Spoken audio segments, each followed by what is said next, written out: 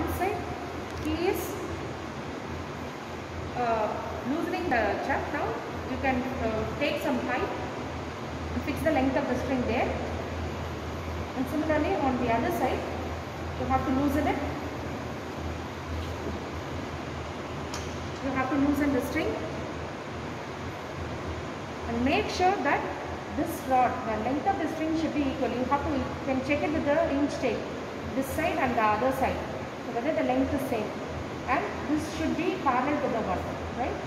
So that again we have to conduct the same experiment. So how to change the length of the string we have shown. It's not, it's little bit we have to get it down so that it should be equal. See that, or you can measure it on both the sides, measure the length of the string so that to check whether it is equal or not.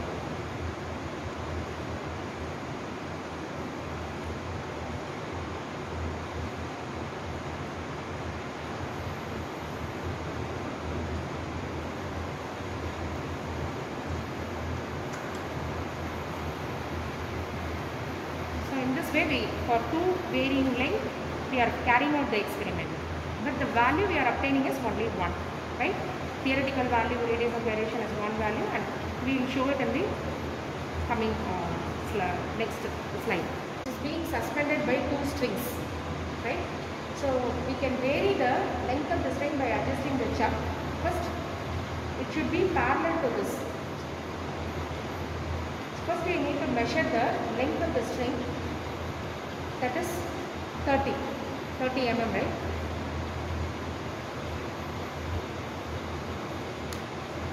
For the first length, we are going to add these two masses. Mass is 400 grams, each of 400 grams.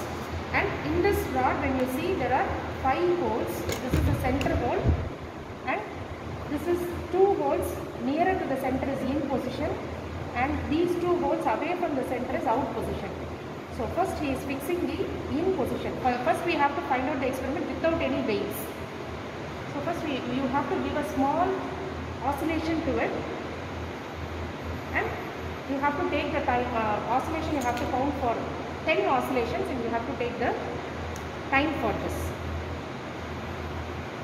Only we are finding the time, and we are mentioning it in the, recording it in the tabulation, right? For the first reading and second reading, finally we are taking the mean reading, right? After this, these 2 weights, this is 400, yes. This is the in position, and then it is kept in the in position first, and the oscillation is being given now. Again, you have to take for 10 oscillations, right? 10 oscillations you have to take the stopwatch reading, and 5 times you have to repeat this. The same thing you have to repeat for 5 times and find out the mean for it and record it in the tabulation. The same weight you are going to keep it in the out position, and you are going to give the oscillation, and again for 10 oscillations find the time period, that is T1. Again stop it, and then for T2 you have to conduct the same. So for 5 times you are repeating the experiment. For any experiment we will be conducting it for number of times, right? And we have to take the mean readings only, right? After this, the another weight is there in the same length. In the same length we are keeping the 750 grams of weight, each 750, same in position, and giving an oscillation like this, and take for 10 oscillations. For 10 oscillations, take the time period and note it down in the tabulation. You have to conduct this for 5 times, and mean reading you have to take. So this is for in position, and again out position for the same. We have not changed any length of the string, right? So 5 set of readings for every setup. So this is out. The mass 750 on either side, and take 10 oscillations time period and record it at T1, and again conduct the experiment for 5 times and find the mean for it. So this is done for the first thing. And then the next setup, you have to vary the length of the string. Now we have kept it at the 30, and you can increase the length and conduct the experiment in similar way. For this you need to remove the chuck, the same thing without any weights. Change the length first, then you have to keep the first weight 800 grams in the in position, and then do the oscillation and take the time period. At out position, do the experiment and find the T mean, changing the length. Okay. Then for the another mass 750, in position and out position, the same way which I have conducted in the first, right? So that these are all things to be recorded, and then by applying the formula we are finding the radius of gyration, more theoretical as well as experimental. Radius of gyration of the given bar, right, by using bifilar suspension, and the periodic time experimentally, and also we are going to compare it with the theoretical values, right. For this we are needing up all these apparatus. This is a vibration lab machine, the tape, weights, stopwatch and the bar, right. So what we are going to do in this, we have the calculations over here, and the formulas are also being given in this. So the setup will be like this. There is a long bar which is having weights on it. We will add the weights on it, and it is being suspended by 2 cords, right. So this is the bifilar suspended, so it is called as bifilar suspension, and we are going to find out the radius of gyration of this system, right, the rod with the weights on it system, right. So what we do is, what we are going to calculate, our the tabulation we are going to use is this.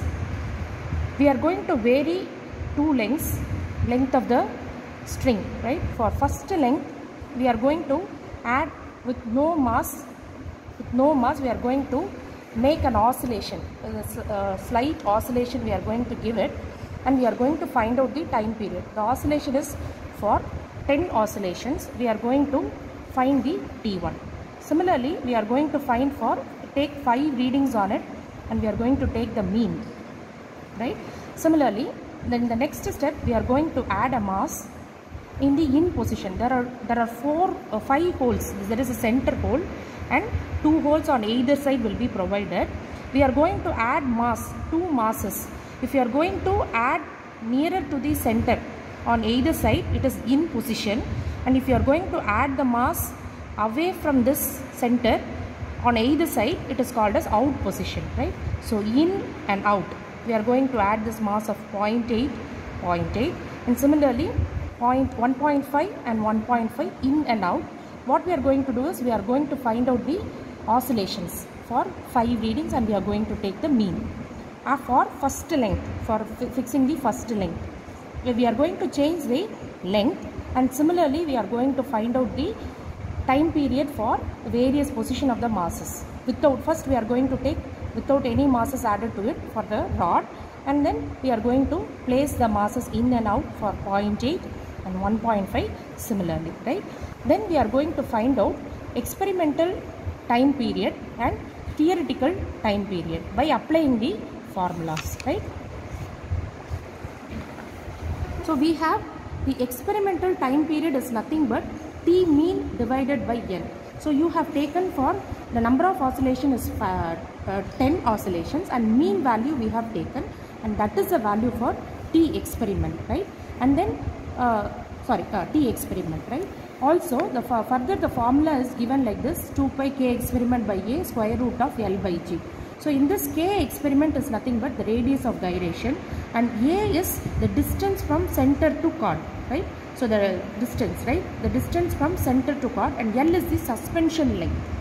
Theoretical time period is equal to, this is theoretical time period, and this is a formula for theoretical time period, and from this theoretical time period we will be calculating the K theoretical, which is given by L by 2 root 3, where L is equal to the length of the bar. So these are all the formulas which we are going to apply over here, and the T experiment value is nothing but T mean divided by number of oscillations, right. So this is the value, T mean divided by N, right. and T theoretical values we are going to find out, and K experiment value, and similarly K theoretical value. This K experiment value is a single value and K theoretical value is a single value for this is radius of gyration when you are finding it out theoretically by applying the previous formulas.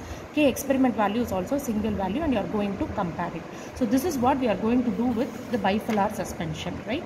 So when it is having any oscillation and we are giving slight oscillation to it, and with this stopwatch we are finding out the time period and we are going to calculate the with applying that formula we are going to find the radius of gyration. This is the experiment we are going to do.